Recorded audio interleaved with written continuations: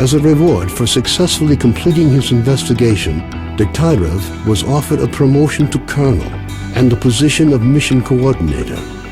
He declined the opportunity to work at the HQ and submitted a personal request to be sent to the zone as the USS Permanent Observer.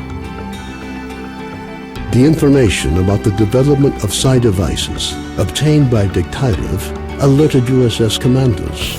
All the information gathered on X-designated laboratories was removed from military archives and filed as top secret. All personnel working in the zone were ordered to prevent the disclosure of information about the laboratories at any cost. Several experimental samples were made on the basis of technical documents for Item 62. Following a set of test trials, it was decided not to go ahead with large-scale deployment of the weapon due to the high cost of ammunition. Nonetheless, it would be reasonable to assume that further development of the Gauss rifle is ongoing. Sultan and his gang left the Skadovsk to do their shady business elsewhere after their attempts to capture the ship failed. The ensuing feeling of relative safety among stalkers led to a massive increase in the number of artifacts sold to Beard, causing his business to boom, while the formerly quiet Skadovsk bar became as popular as the famous 100 Rods bar, despite being almost in the center of the zone. Following the destruction of the Bloodsucker lair, it's unlikely that anything could significantly change the state of affairs on the Skadovsk. The old ship became a temporary center of stability in the ever-changing world that is the Zone. A fragile balance was reached between freedom and duty squads at Yanov Station. Tired of the endless struggle, fighters of both factions started leaving their squads and joining the Free Stalkers. The scientific expedition, organized by Professors Herman and Ozersky, was a success. The data they collected facilitated the development of groundbreaking medicine and technology, which prompted the Ministry of Education to allocate additional funding for researching the zone. Gary's stories about the Army's struggle against the dangers of Pripyat encouraged stalkers to explore the ghost town.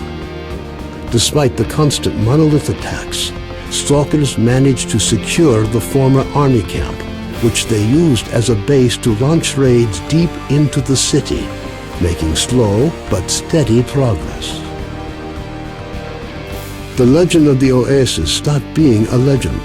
The identity of those who managed to find a way to the secret anomaly became an increasingly regular topic of conversation among stalkers. Despite this, the number of adventurers trying to find it remained high, something the bandits were quick to take advantage of, with constant offers to lead stalkers to the Oasis, which usually ended in muggings at a safe distance from stalker camps. Organized mercenary squads continue to be active in the zone. Their interest in the secret laboratories is becoming increasingly difficult for USS operatives to ignore. Attempts to establish the identity of the client who hired the mercenaries proved unsuccessful. The area around Yanov Station continues to attract growing numbers of stalkers. The lack of dangerous mutants and abundance of anomalous areas have led to the area being referred to as a treasure trove, with increasing regularity. Zulu returned to Duty's main base at the Rostock plant. Nobody knows what he discussed with the leader of Duty, General Voronin, but several days later he was spotted at the head of a large squad on its way to the center of the zone. Vano headed off to the freedom-controlled military warehouses, where his cheerful personality and optimism quickly earned him the popularity they merited. Ultimately, he took charge of a small group of researchers involved in investigating anomalous areas. A new group appeared in the zone. They are well trained, but their objectives are not known. Rumors say they used to be monolith fighters. Their leader is known as Strider. Senior Lieutenant Sokolov continued to take part in flying missions over the zone.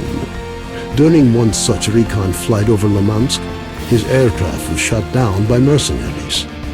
2 weeks later, he was picked up by a patrol near the cordon. Within a month of his rescue, Sokolov had left the Air Force, joining a civil airline instead.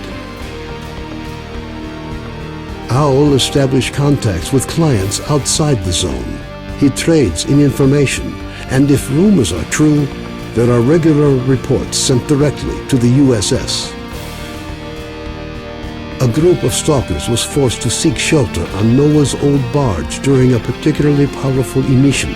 When the barge was attacked by a horde of snorks afterwards, stalkers were forced to concede that the barge was as good a defense against mutants as anything they'd seen. Even more astonishing was a litter of pseudo-dog puppies that Noah himself led into battle against the snorks. Having found out about his friend's fates, Cardin gave up dreams of a stalker career. Having overcome his alcoholism, he moved to Yanov, where he partnered up with Nitro to set up a full-service repair shop. Both technicians